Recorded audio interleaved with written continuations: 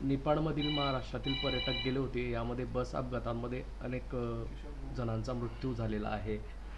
नाही, ते एक एक तासापूर्वीच मला ही माहिती मिळालेली आहे.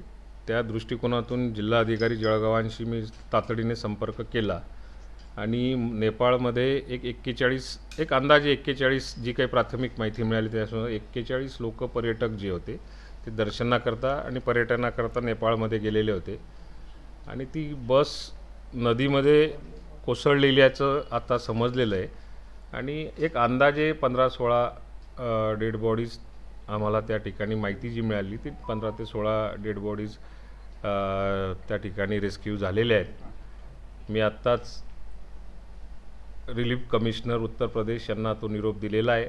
आमच्या विभागाच्या डायरेक्टरांकडनं तो निरोप पोचून जाईल आणि नेपाळ शासनाकडनं ज्या काही आपल्याला रेस्क्यू होणाऱ्या बॉडीज असतील त्या उत्तर प्रदेश रिलीफ कमिशनरांनी त्या स्वीकारून त्या जिल्ह्यामध्ये महाराष्ट्रामध्ये पोहोचवण्याची त्यांनी व्यवस्था करावी अशा प्रकारची विनंती रेस्क्यू टीमला आणि रेस्क्यू करणाऱ्या जे रिलीफ कमिशनर जे आहेत उत्तर प्रदेशचे त्यांना त्या सूचना दिलेल्या आहेत. सगळ्या प्रकारची दक्षता जे जिवंत असतील त्यांची दक्षता घेण्यासाठी त्या पद्धतीची पावलं उचलण्याकरता प्रयत्न सुरू झालेले आहेत. आणि आता ही घटना झालेली आहे नेपाळमध्ये.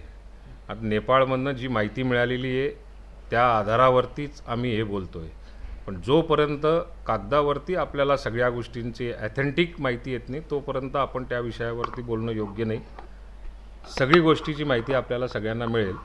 पण आत्ता सर्वप्रथम जे काही अडकलेले असतील त्यांचा जीव वाचवणे आणि जे काही दुर्घटनेमध्ये वारले असतील त्यांना आपल्यापर्यंत नातेवाईकांपर्यंत कसं पोहोचवणे याच्यासाठी प्राधान्याने काम केलं जाईल. आहेत आणि महाराष्ट्रातले इतर जिल्ह्यांमधले सुद्धा असू शकतात.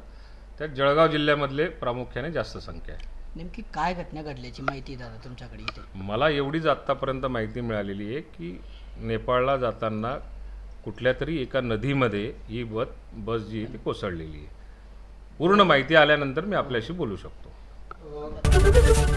एबीपी माझा, उघडा डोळे बघा नीट.